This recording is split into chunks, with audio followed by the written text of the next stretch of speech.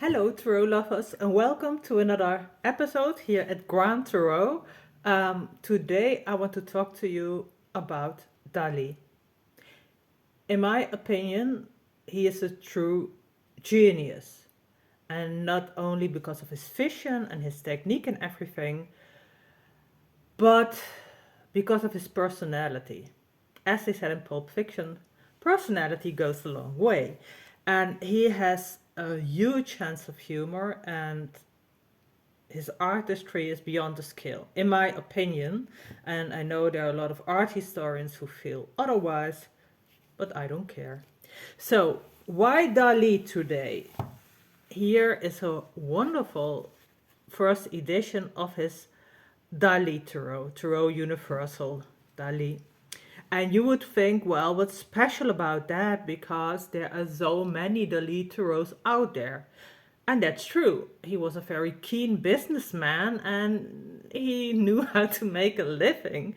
And yeah, it's very commercialized, his tarot. But at the same time, it's also very deep and esoteric. You may or may not know the background. The background was actually that the makers of the movie, James Bond movie 007, Live and Let Die, gave him the commission to make a tarot deck for that movie. And in the end, some people think they're stupid, others think they are not, but anyways, they didn't like it or whatever.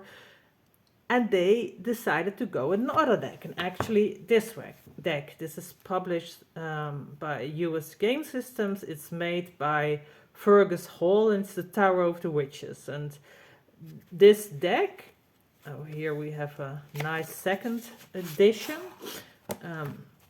But this deck is also a bit surreal.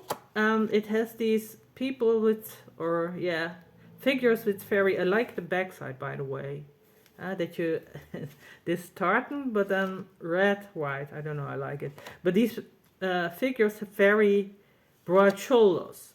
And although I do like the colors and I've grown to love the artwork as well, yeah, this I like, this too, but at the same time, to me, I think, how could anyone say no to Dali? I mean, to his artwork. I don't get that. I don't get that. And if you prefer this, well, yeah, I said I wouldn't go into it. Now I'm going into it. But yeah, okay. Well, to each their own, I would say. So I very much, I very much appreciate the Tarot of the Witches and the artistry of Fergus Hall, of course, but come on, Dali. His personality, his self-irony, you know, in this world of egos, oh my god, narcissistic egos. And he had an ego as well, of course, but he also had a good sense of humor about it. Well, if you look at this, I like the way they made the box. You see, this is, of course, it's, you can see it has lift, but if you open it, you see here, oh, the Holy Grail. So here we have the booklet that lift a lot as well as both of these technical card and the introduction card, but the deck itself is actually in, look at the back, I also like the back, it's also Dali signature, gold, it looks a bit like a cup, like cups.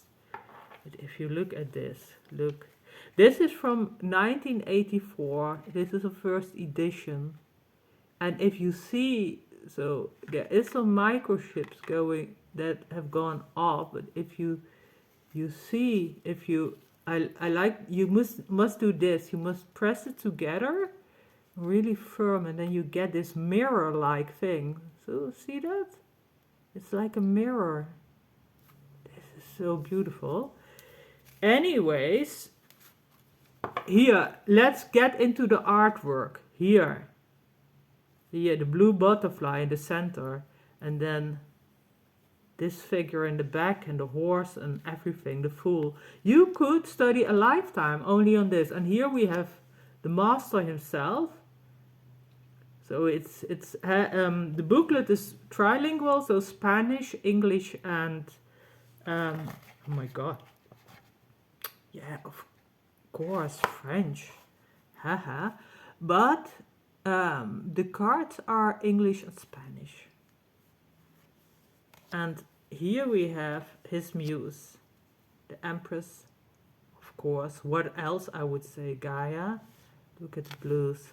But I must say I like the Great Arcana, but it usually gets, yeah, so this one as well is so beautiful. But it gets a lot of attention, the Major Arcana, and therefore I want to go on to the minors, because I think he really did a wonderful thing. Let's go to my beloved coins. The coins are actually the best, I think.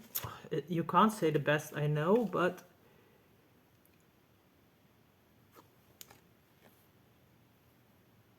interesting, huh?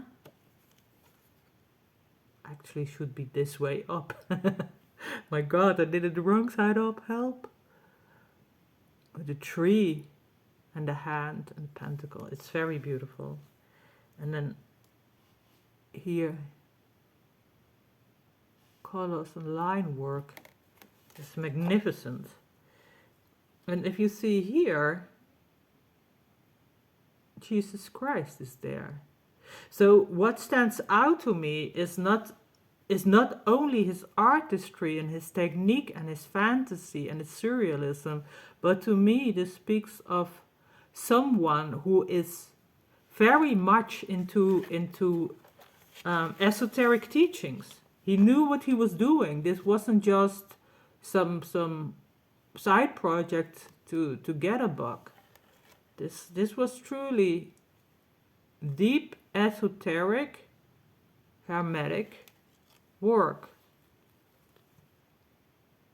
And he incorporated so much classics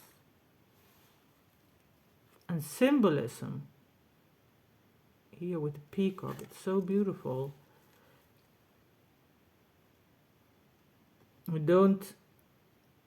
I hope you like slow videos. I'm a slow video kind of person. Very, very slow video. But yeah, art takes time, you know? I hate flipping through something.